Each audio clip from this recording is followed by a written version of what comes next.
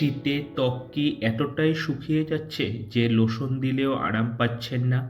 Eczema, type চুলকানি, জ্বালা, রক্ষতা কিছুতেই কমছে না?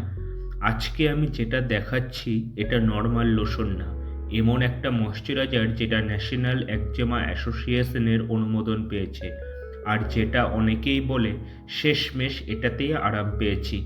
তাহলে আসলেই এটা এতটাই ভালো, নাকি শুধু নামেই বড়? চলুন দেখি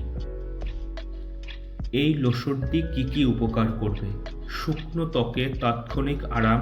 প্রথম 2-3 দিনের মধ্যেই চুলকানি, টান টান ভাব কমে যায়। স্কিন ব্যারিয়ার রিপেয়ার করে।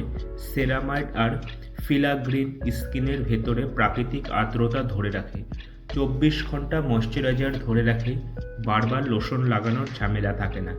সেনসিটিভ ত্বকে সেফ, বাচ্চা পর্যন্ত 3 মাস প্লাস ইউজ করতে পারে। রেডেন্স কমায়। শীতকালে রুক্ষ হাত পা একজিমা প্যাচে দারুণ কাজ করে। কোন কোন দিক খারাপ লাগতে পারে আপনার?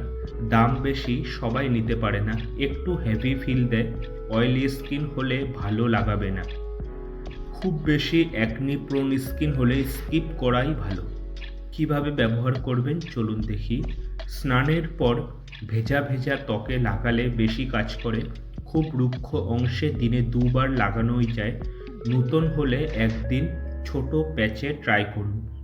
যাদের ত্বক পুরো শুকনো, চুলকানি বা একজেমা টাইপ, তাদের জন্য এটা সত্যি স্কিন সেভার। ভিডিওটি ভালো লাগলে অবশ্যই লাইক, শেয়ার অ্যান্ড সাবস্ক্রাইব করে দেবেন।